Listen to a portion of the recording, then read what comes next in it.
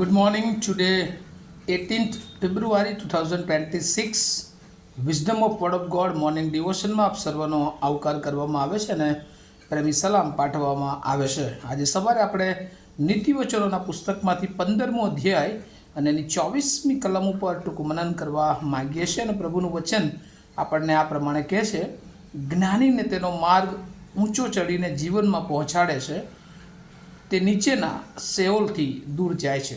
Probes chapter 15 વર્સ 24 NIV Bible પ્રમાણે, the path of life leads upward for the wise to keep him from going down to the grave. અને આ પ્રભુનું વચન છે.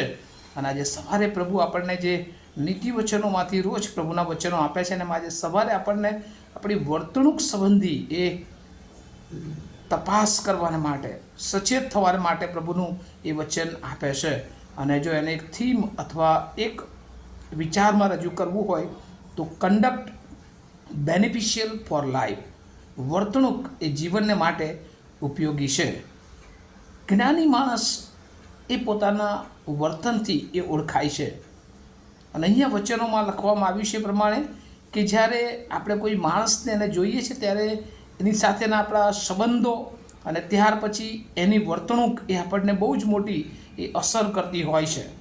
અને જે ન્યાયની અથવા જ્ઞાની અથવા પ્રભુની બીક રાખનાર જે લોકો છે એમનું જીવન એ હંમેશા એ પ્રભુની નજદીક 3 મહત્ત્વની બાબતો એમના જીવનમાં આપણે કાયમ એ નિહાળી શકીએ છીએ. એક, એ પવિત્રતા તરફ આગળ વધતા હોય છે. તેઓના જીવનોમાં રોજ તેઓ પોતાના પાપોનો પસ્તાવો કરીને શુદ્ધતા તરફ એ પોતાની જાતને, પોતાના જીવનને મૂકતા હોય છે. આજે ફરી એકવાર એ લેન્ટના દિવસોમાં આગળ વધી રહ્યા છે ત્યારે પ્રભુ આપણને પવિત્રતાના માર્ગ તરફ આગળ વધવાને માટે દોરવણી આપે છે. ત્યારબાદ જે જ્ઞાનીનું જીવન છે એના જીવનમાં જે વર્તણૂક બીજી દેખાય છે ને તો પ્રમાણિકતા.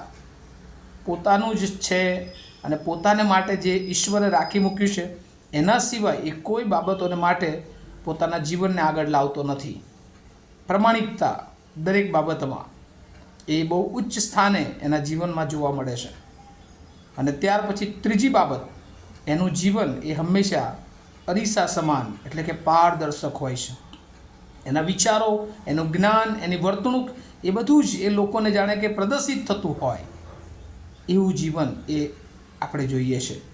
અને અહીંયા બાઇબલના આ વચનોમાં, આ ખાસ નીતિ વચનો સુલેમાનના, અને એમાં લખવામાં આવ્યું છે કે એવું જ્ઞાની માણસ, એવો માર્ગ એ જાણે કે ઊંચે ચડીને જીવનમાં પહોંચાડે છે. વે ઓફ લાઈફ જીવનમાં પહોંચાડે છે.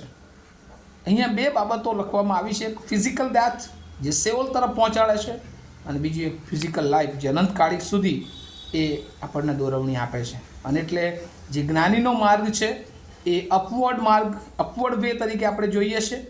અને જે દુષ્ટતાનો માર્ગ છે, જે શૈતાનનો માર્ગ છે એ જાણે કે ડાઉનવર્ડ ટુ સેઓલ, દુષ્ટતા તરફ, નીચે તરફ એ લઈ જાય છે. અને આજે સવારે પ્રભુ આપણા માટે જે અલ્ટિમેટ ડેસ્ટિનેશન ઓફ લાઈફ જે રાખી મૂકવામાં આવ્યું છે અને એ માટે પ્રભુ આપણને ચેતવણી આપે છે, આપણને સૂચન આપે છે, પ્રભુ આપણને શિક્ષણ આપે છે કે આપણી વર્તણૂક એ હંમેશા બીજાને નમૂનારૂપ હોય.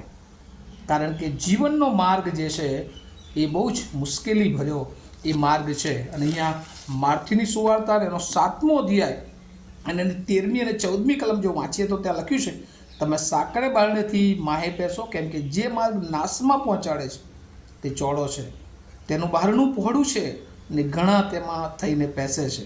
કેમ કે જે માર્ગ જીવનમાં પહોંચાડે છે તે સાંકડો છે ને તેનું બહારનું સાંકડું છે, અને જેઓને તે જડે છે તેઓ થોડા જ છે. આ પ્રભુનું વચન આપણને શીખવે છે.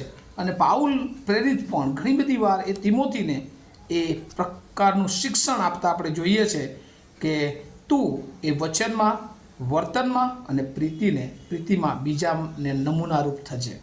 અને વાલાઓ, આ કેટલી મહત્ત્વની વાત છે કે જ્યારે આપણે પ્રભુની બીકમાં છીએ, પ્રભુનું જ્ઞાન, પ્રભુની ઓળખ આપણે ધરાવીએ છીએ ત્યારે આપણા જીવનમાં પવિત્રતા હોય, પ્રમાણિકતા હોય, પારદર્શકતા હોય કે જે આપણા જીવનને અનંતકાળ તરફ એ દોરી શકે છે. અને એટલા માટે જો આવું જીવન, આવી વર્તણૂક આપણા પ્રભુના બાળકો તરીકે આપણા જીવનમાં હોય છે, કોઈ એક લેખક એ પ્રમાણે કહે છે કે heaven to win and hell to avoid in this life.